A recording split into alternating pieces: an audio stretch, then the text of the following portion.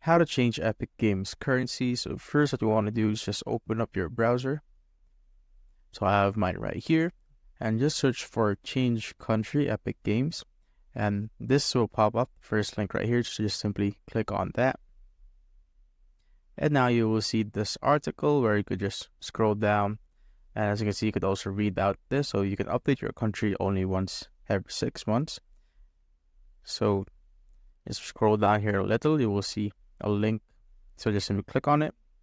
And here you will see if the country change is possible in your country. But for me, it says that it looks like you're contacting us from Philippines, as your account is registered to Philippines.